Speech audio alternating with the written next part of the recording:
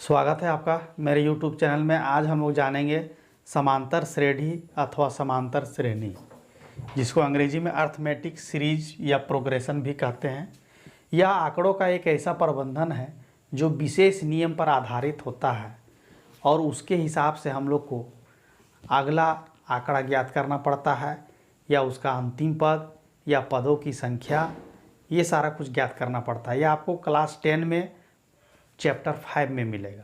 प्रश्नावली 5.1, 5.2, 5.3 और 5.4 में, और इससे रिलेटेड क्वेश्चन आपको कंपटीशन लेवल पर भी आते हैं। तो आइए शुरू करते हैं। समांतर श्रेणी यानी समांतर श्रेणी क्या है? यह आंकड़ों का ऐसा प्रबंधन है, यह आंकड़ों का ऐसा प्रबंधन है जिसमें आंकड़े एक विशेष नियम पर आधारित होते हैं। एग्जाम्पल के तौर पर हम लोग कह सकते हैं कि अगर 1, 3, 5, 7, 9, 11, 13, 17, 19, 21 इस प्रकार से है, तो यह देखिए एक विशेष नियम पर आधारित है। एक में जब हम लोग 2 जोड़ेंगे तब क्या आएगा? 3, फिर इसमें 2 जोड़ेंगे तो क्या आएगा? 5, फिर इसमें 2 जोड़ेंगे तो क्या आएगा? 7। अर्थात क्या है? एक सीरीज की तरह, एक लगातार एक नियम पर आधारित, यानी +2, 2, 2, 2 के हिसाब से चल रहे हैं। इसी प्रकार से और भी हो सकता है, 3, 6, 9, 12, 15, 18 इस प्रकार से और भी हो सकता है। फिर इसमें हम लोग पहचानेंगे कैसे प्रथम पद क्या है और अंतिम पद क्या है। तो A बराबर हम लोग प्रथम पद बोलते हैं, प्रथम पद, और जो सबसे अंत में होता है उसको हम लोग अंतिम पद कहते हैं, AN। इसी को L से भी कभी कभी सूचित किया जाता है, अंतिम पद। उसके बाद से D बोलते हैं सार्व अंतर। ये सार्व अंतर कैसे याद करेंगे?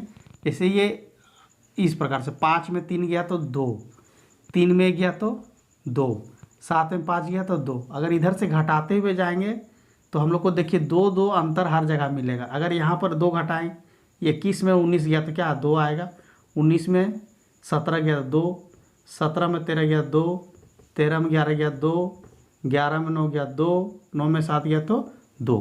तो ये हो गया सार्व अंतर। उसके बाद से होगा N, पदों की संख्या, अर्थात कितने पद हैं। जैसे इसमें देखते हैं कितने पद हैं, 1, 2, 3, 4, 5, 6, 7, 8, 9, 10। इसमें 10 पद हैं। अब इसका फार्मूला होता है AN बराबर A + N-1 इंटू D। यदि आप मेरे चैनल को पसंद करते हैं तो लाइक, शेयर एंड सब्सक्राइब जरूर करें। फिर है पदों का योग, SN बराबर N/2 इंटू A + L, अथवा इसी को हम लोग लिख सकते हैं N/2 इंटू A + AN। फिर हम लोग लिख सकते हैं, फिर इसी का फॉर्मूला और होता है N/2 into 2A + N-1 into D। अब इसको हम लोग मिटाते हैं। इससे आगे और भी हम लोग फार्मूला कुछ जानेंगे ताकि हम लोग को क्या बनाने में सुविधा होगा। अब यदि n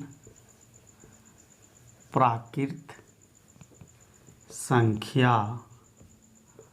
हो तो पदों का योग, तो पदों का योग बराबर क्या होगा? n इंटू N+1 बटा में 2 होगा। कैसे होगा आइए जानते हैं।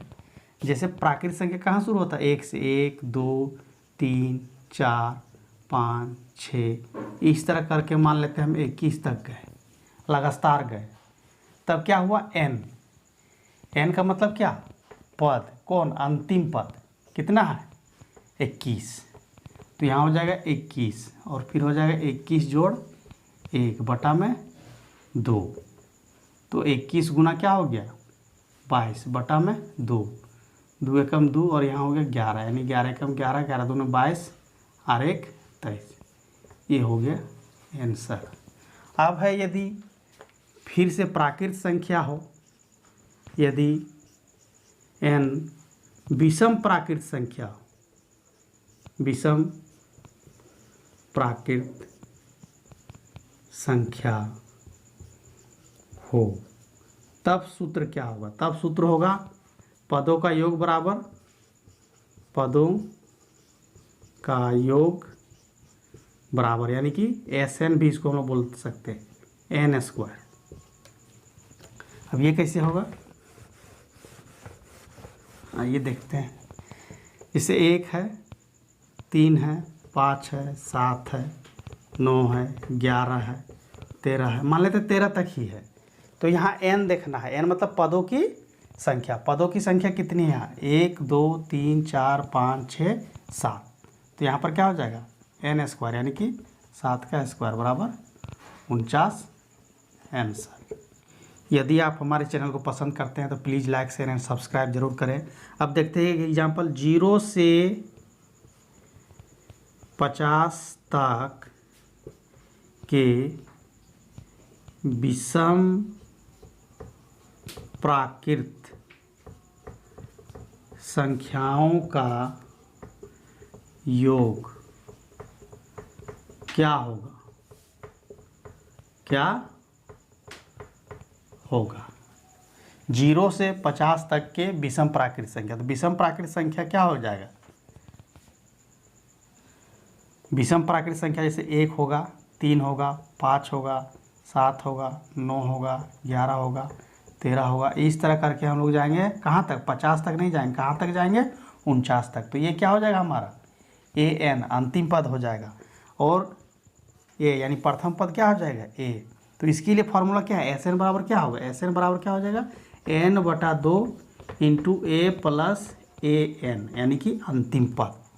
तो n पदों की संख्या जब हम लोग इस तरह करके लिखेंगे तो हमने इसको कर लिया है, इसको जानते हैं, इसलिए इसमें n पदों की संख्या 25 होगा। 1 से लिखना शुरू करेंगे 13 15 17 19 21 इस तरह से जाएंगे 49 तक, तो कितने पद आएंगे 25 आएंगे, इसलिए 25 बटा में 2 और प्रथम पद क्या है 1 और अंतिम पद क्या है 49, तो ये हो जाएगा 25 बटा में 2 गुना 50। अब इसको काट देंगे, कितना आएगा 25, 25 गुना 25 बराबर कितना 625, ये हो गया आंसर।